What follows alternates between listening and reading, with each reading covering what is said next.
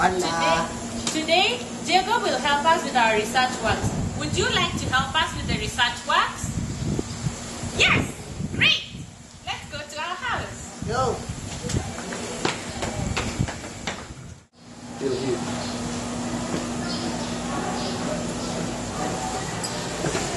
What's the matter? You look sad. You just woke up?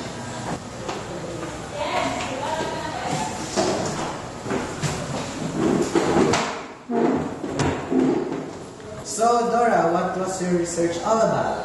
Well, chickenpox, smallpox, cowpox. Well, I've heard about them, but smallpox, I have no idea what it is. Wow, that's new to me too also, Dora. So, what is smallpox? Well, what do we call if you don't know anything about smallpox? The map! OMG, the map! Hi! Today, Dora and Diego will explore about smallpox. To learn about smallpox, you have to pass San Lazaro Hospital and meet Dr. Pox. And then, they have to ride on a jeepney to reach the National Library. And finally, they have to run a 5-kilometer run to reach Department of Health and find the secretary. So, would you tell Dora? Hospital, library, DOH. Hospital, library, DOH. Hospital, library, DOH. Diego, what did the map say? Hospital, library, DOH. Hospital, library, DOH. So let's go to San Lazaro Hospital and meet Dr. Fox. Let's go. Come on, vámonos, let's go.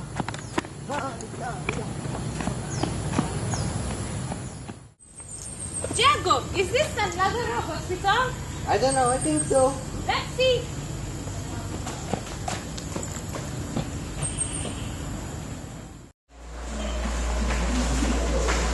Diego, are you excited to meet Dr. Fox? Of course, I'm so excited. Okay. Excuse me, are you Dr. Fox? Yes, I'm Dr. Fox. We would like to know more about smallpox. Would you be interested to explain to us? What is smallpox? Oh, you're interested to know about smallpox? Yes, ma'am. Okay, so let me tell you about smallpox. So smallpox is a very infectious and deadly disease. It kills a lot of people regarding its age, status, and ethnicity. So the word pox came from the Latin word which means small box. These are the box that is seen when a person is infected with smallpox. It appears in the head, in the hands, and the feet of the affected person. So it's really scary.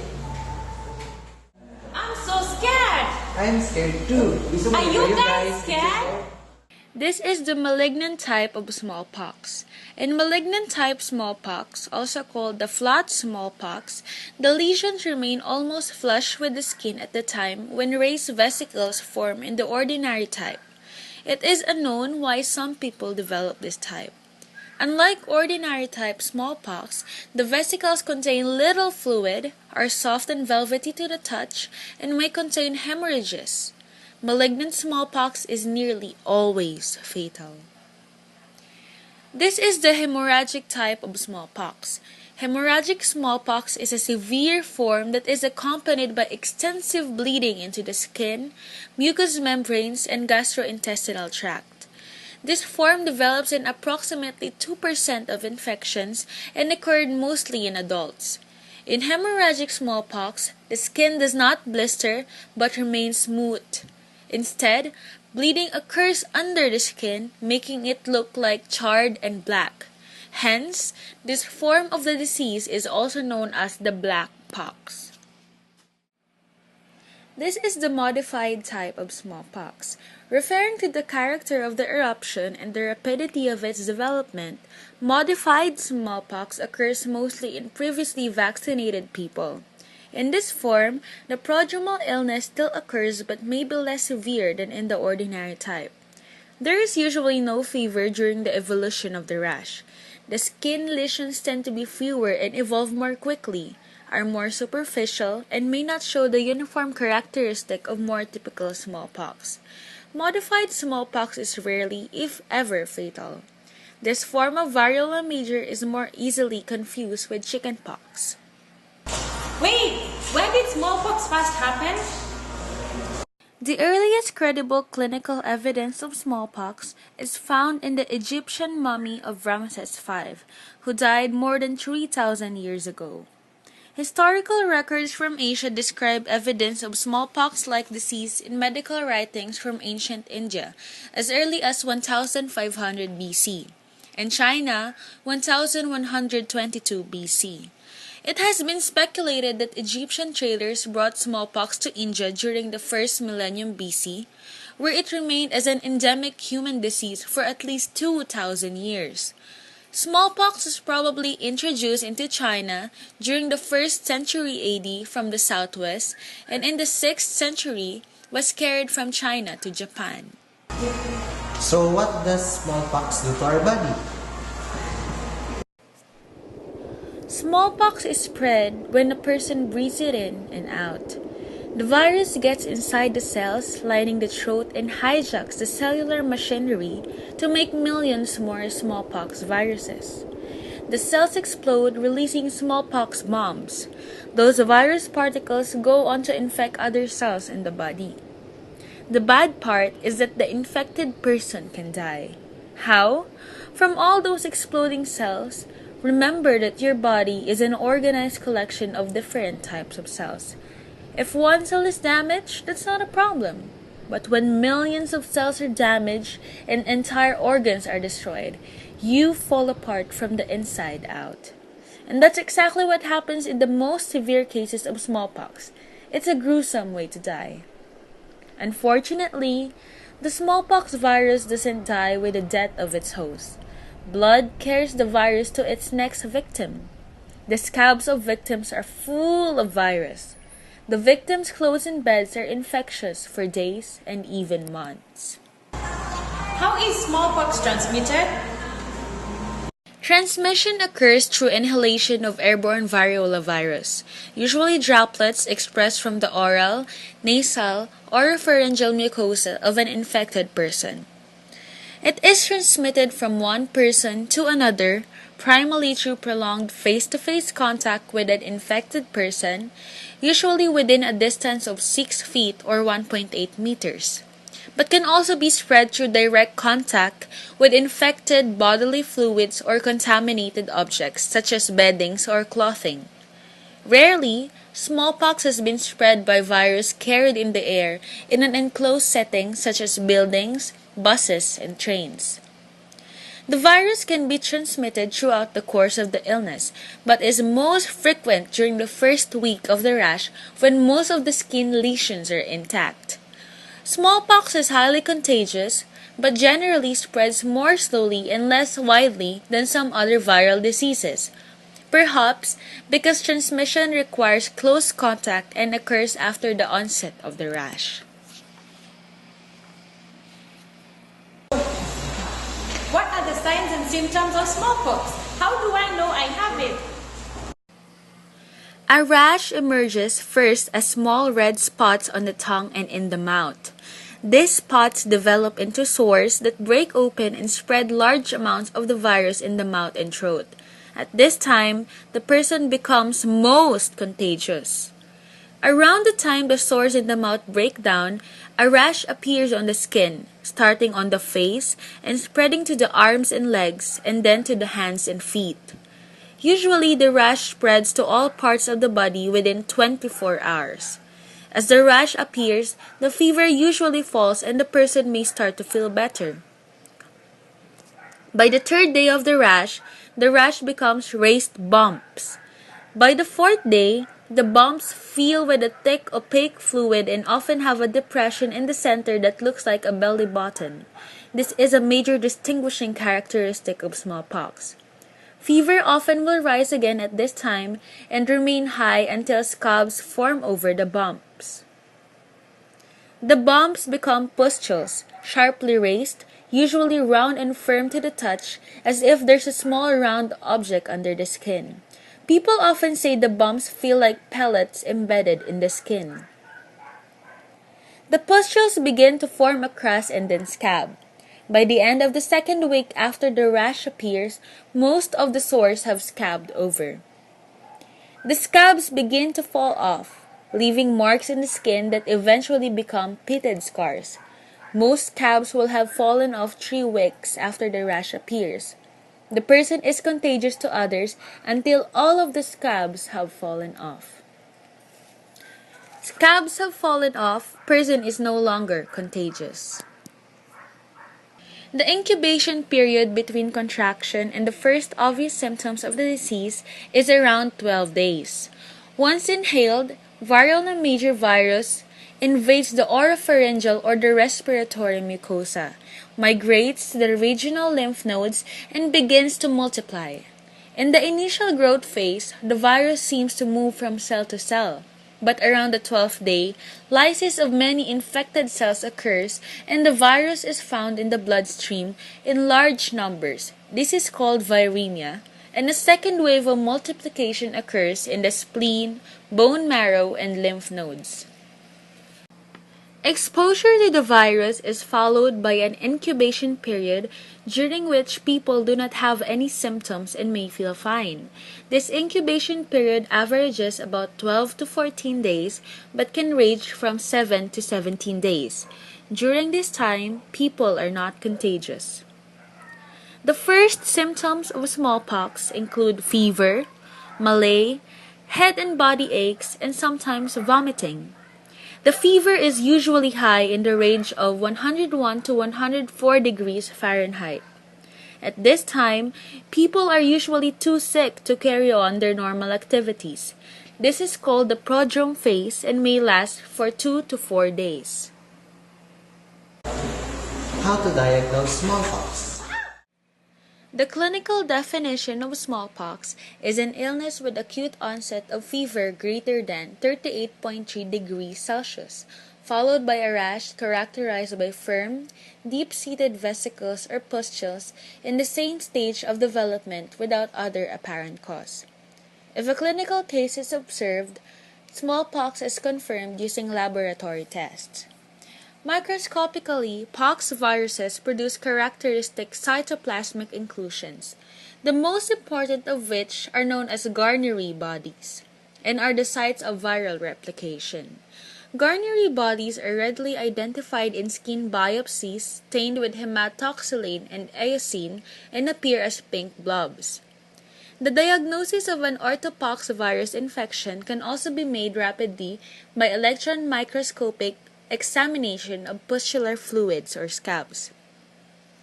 Definitive laboratory identification of variola virus involves growing the virus on a chorioallantoic membrane, part of a chicken embryo, and examining the resulting pox lesions under defined temperature conditions. Serologic tests and enzyme-linked immunosorbent assays, or ELISA, which measures variola virus-specific immunoglobulin and antigen, have also been developed to assist in the diagnosis of infection. Is there any treatment for smallpox?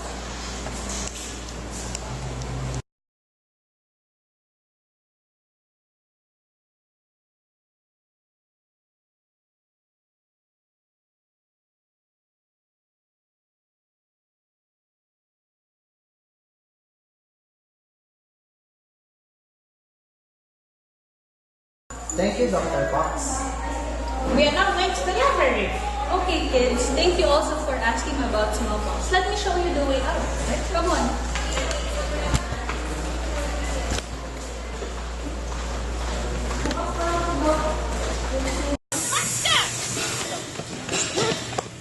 Oh, Diego, I think I see the library. Where? Right there, I think I see it. Ano ito na?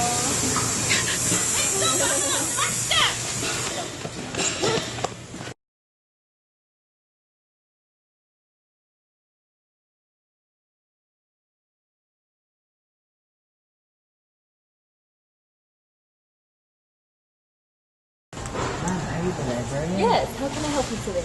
Hi, librarian. Hello. Do you know how smallpox is treated?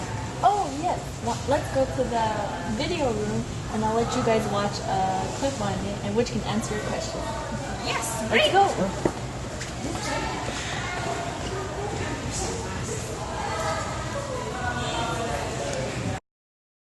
Dr. Jenner was an expert on cuckoos.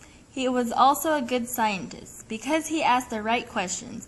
What he really wanted was to conquer the deadly smallpox. Cows sometimes caught cowpox and milkmaids would get cowpox from the cows.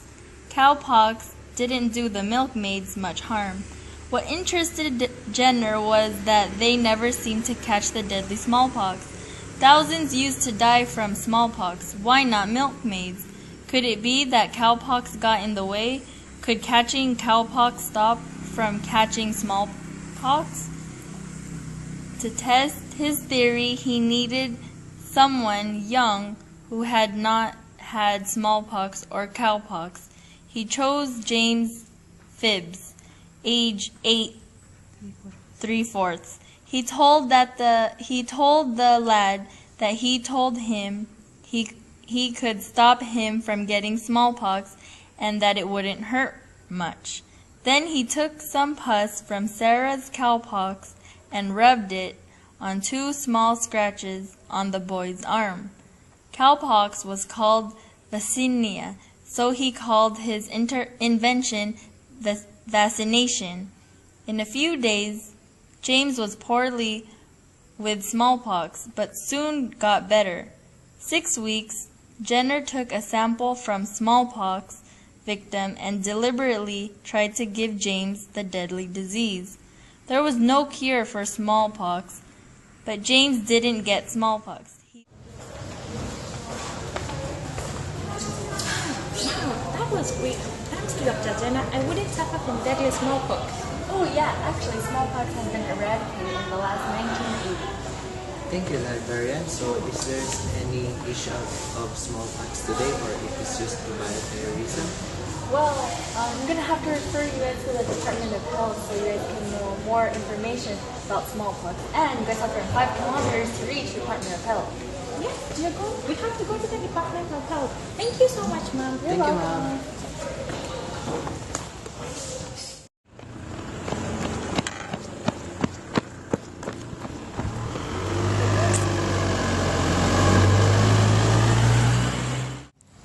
Where is the DOH?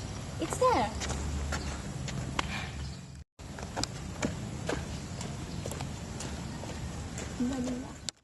Finally, Dora, we're in DOH. We can ask the secretary about the issue of smallpox. Yes, vámonos, let's go.